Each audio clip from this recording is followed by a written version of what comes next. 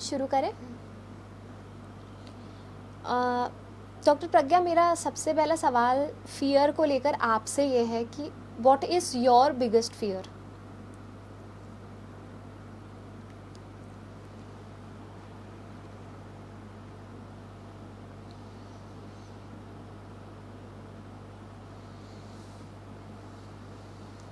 That voice which is speaking to you, through you. I am not speaking. You are speaking through me. That is completely fearless. I don't have any fear. Even if I am asked to leave this body at this moment, I'll leave willingly. I don't have any fear at all. And what about people? What do you think? What kind of fears people are carrying with them? What like वो पाल रहे हैं उस डर को, और ऐसे एक नहीं है, बहुत सारे डर है। तो आपको क्या लगता है कौन कौन से डर पाल रहे हैं लोग? एक्चुअल में फियर जो है, भय जो है, बहुत ही एक वास्ट टर्म है ना, जिसको अगर हम सांसारिक तौर पे समझें तो बहुत सारे डर हैं जो कि हैं सांसारिक तौर पे हम में। पर अगर हम स्पिरिचुअलिटी की या अध्यात्म की बात करें तो सबसे बड़ा डर होता है जो इस पाथ पे हमें जो डर आता है, वो आता है लैक ऑफ सोशल एक्सेप्टेंस। पहला तो वो आता है कि हम इस तरीके के हो जाएंगे तो हमें लोग एक्सेप्ट करेंगे या नहीं।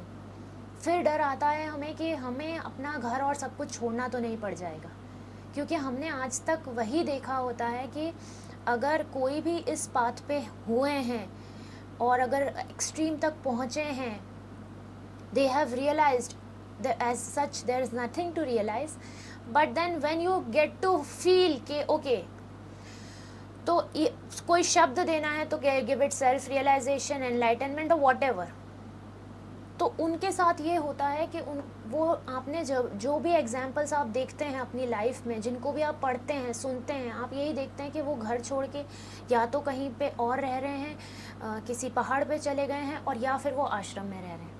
And then you are somewhere, आप एक फ्रिक्शन चलता है आपके अंदर कि अगर मैं ये चलूँ इस पाथ पे तो मैं अपना घर भी नहीं छोड़ना चाहती, और मुझे वो चीज़ की बहुत ज़्यादा प्यास भी है कि मुझे जानना है कि मैं कौन हूँ। तो this is the biggest fear which arises कि whether I have to leave my home if I attain that. Again attainment is a wrong word. And second is that कि मुझे नॉर्मल लोगों के साथ मैं कैसे जेल अप कर पाऊँगी, बिकॉज देन आई विल वो फ्रीक्वेंसी मेरी मैच हो पाएगी या नहीं हो पाएगी। And I am glad that you asked this question, because the whole purpose of this voice talking to you is this कि you don't have to leave anything. I am not saying that it will be difficult, it will be easy when you are such and you still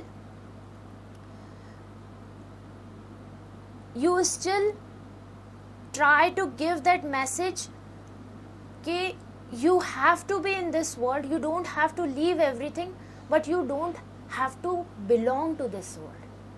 Being in the world but not of the world is the purpose of my being, and this question is exactly what you have asked. So this fear is something which restricts people from walking along this path, and this is the message that we need to build amongst such people, that you don't have to leave anything, you can do everything but much more efficiently.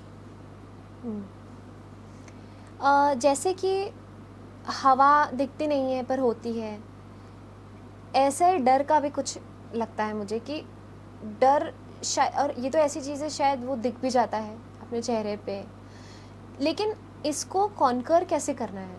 मतलब इसका कुछ ऐसा हम regular life में जो चीज़ अपना सकते हैं, क्योंकि हर व्यक्ति स्पिरिचुअल लेवल पर शायद नहीं सोच पाए, तो आप क्या कुछ ऐसे तरीके बता सकते हो जिससे हम लोग डर को महसूस करना बंद कर दें? क्योंकि अगर हम डर को महसूस करना बंद कर देंगे तो शायद हमको उसकी एग्जिस्टेंस भी नहीं पता चलेगी।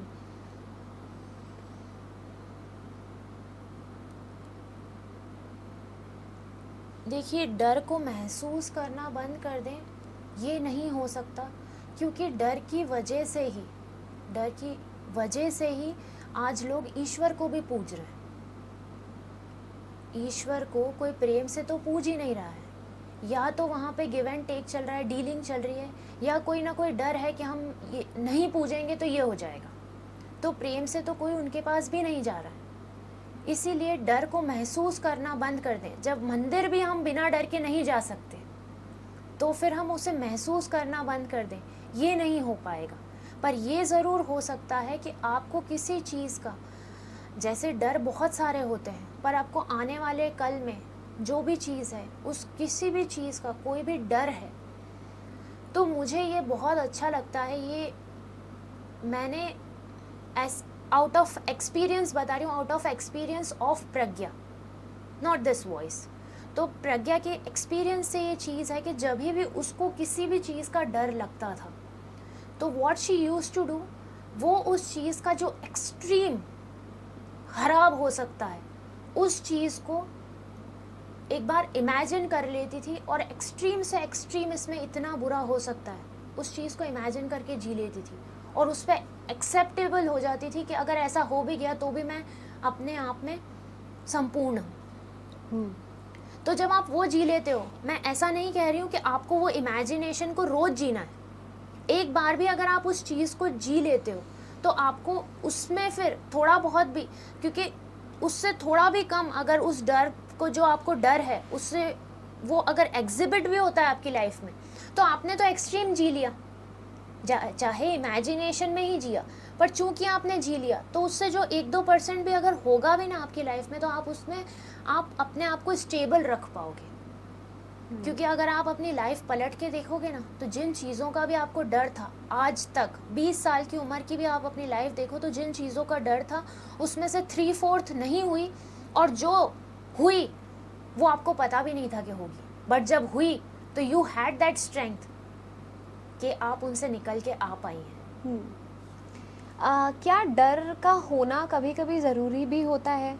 मैं ये इसलिए पूछ रही हूँ क्योंकि मुझे ऐसा लगता है कि लोगों को अपने कर्मों का डर होना बहुत ज़रूरी है, अगर वो गलत काम नहीं करना चाहते हैं, या एक ऐसा डर जो उन्हें गलत काम करने से रोके। जैसे अगर एक मुजरिम है और वो चोरी कर रहा है, चोर है, वो चोरी कर रहा है, अगर उसको सज़ा का डर है तो वो शायद उस काम को नहीं करे। तो ये इस चीज़ के लिए आप क्या सोचते हो कि डर का होना ज़रूरी भी है? देखिए, ये 2 पार्ट्स हैं। जिस डर की हम बात कर रहे हैं ना, जो एक स्पिरिचुअल पे लेवल पे हम बात कर रहे हैं, तो वहाँ पे तो डर का कोई गुंजाइश ही नहीं है। पर अगर हम नॉर्मल सांसारिक लेवल पे बात करें, अध्यात्म में और सांसारिक लेवल पे धर्म में, है ना, अध्यात्म अलग जगह है, संसार अलग जगह है। संसार में आपको धर्म के तौर पे जीना पड़ता है, जो सही है, मॉरली सही है, उन चीज़ों के तौर पे जीना पड़ता है। तो वहाँ पे जो डर होना चाहिए सही गलत के बीच में, वो डर होना बिल्कुल जायज़ है, और वो डर होना भी चाहिए। नहीं तो आपको गलत और सही का डर ही नहीं होगा, तो आप अधर्म और धर्म में अंतर ही नहीं कर पाएंगे। पर अध्यात्म में जब आप बात करते हैं, तो सही गलत कुछ होता ही नहीं, क्योंकि अध्यात्म तो यात्रा ही आपकी आत्मा की है, तो वहाँ सही गलत से ही परे है वो, तो है ना। जो भी डर है संसारिक लेवल पे, वो जो भी कर्म की हम बात कर रहे हैं, वो कर्म तो ये बॉडी माइंड कर रहा है ना। जो आपकी सोल है वो तो अकर्ता है, वो तो कुछ कर ही नहीं रही है। तो अध्यात्म तो यात्रा है उस अकर्ता की, तो उसमें तो डर की कोई गुंजाइश ही नहीं है। पर सांसारिक लेवल पे आपने जो पूछा वो बहुत सही है कि वहाँ पे वो डर होना चाहिए, नहीं तो सही गलत में, धर्म अधर्म में कोई अंतर ही नहीं रह जाएगा। पर हाँ, ईश्वर को पूछते समय बिल्कुल भी डर नहीं होना चाहिए। एक आखिरी सवाल पूछना चाहती हूँ मैं फियर के ऊपर, कि जो लोग किसी डर से गुजर रहे हैं और हम उनका हाथ पकड़ना चाहते हैं, उनका हाथ थाम के उनको खींचना चाहते हैं, तो हम कैसे कर सकते हैं?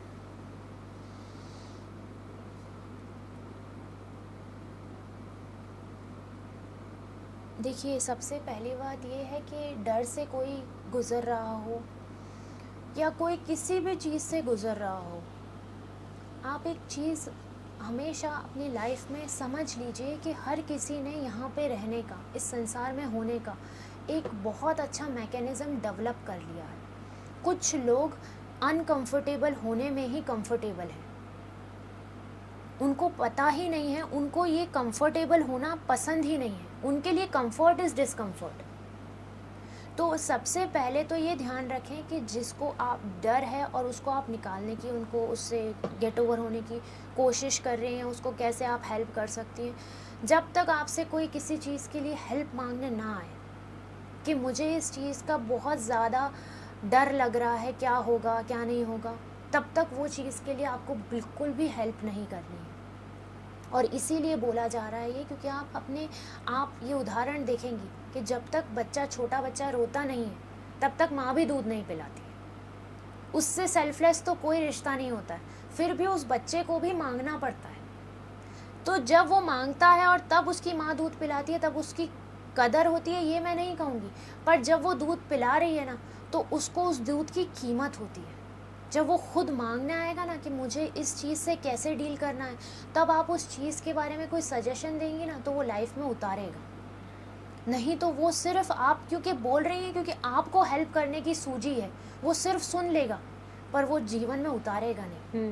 तो जब तक कोई मांगे नहीं, तब तक उसको सजेशन नहीं देना, क्योंकि सजेशन जो है आपका खुद का भी, आपकी खुद की एनर्जी भी बहुत कीमती है। सजेशन आप जब भी कोई आपसे भय के लिए जो भी चीज़ पूछने के लिए आए भी, तो आप उनको यही 2 चीज़ें बोल सकती हैं। सबसे पहला तो कि जो भी भय होते हैं आपके अभी तक के, उसमें से आप वो लिस्ट बनाइए कि जिन चीज़ों का आपको डर था और उसमें से कितनी चीज़ें आपकी लाइफ में अभी तक हुई।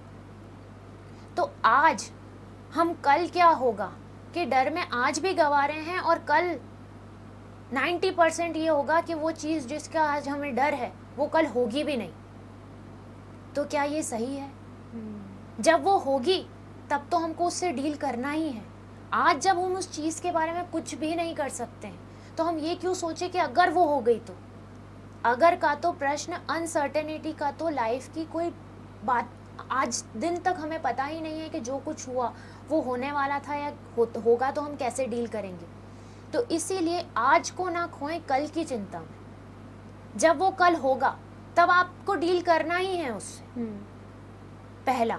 और दूसरा, आप उनको ये कह सकती हैं कि अगर कोई चीज़ है जो कि होके रहेगी, जैसे किसी के घर में कोई है जो फॉर एग्जांपल टर्मिनली इल है, और वो पता है कि वो कभी ना कभी जाएगा ही, तो उनको ये नहीं बोलना है कि उनको रोज़ इस चीज़ को जीना है, पर किसी दिन किसी कोने में अपने घर में बैठ के उनको 10-15 मिनट के लिए खुद के साथ बैठ के और उस सिचुएशन को पूरी तरीके से इमेजिन कर लेना है कि वो इंसान जा चुका है और उसके बाद आप अपनी लाइफ कैसे लीड कर रहे हो।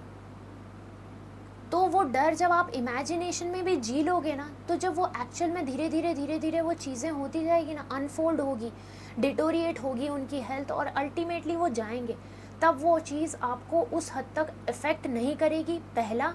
दूसरा, उनकी आप जब तक वो हैं तब तक बेटर वे में सेवा कर पाएंगे।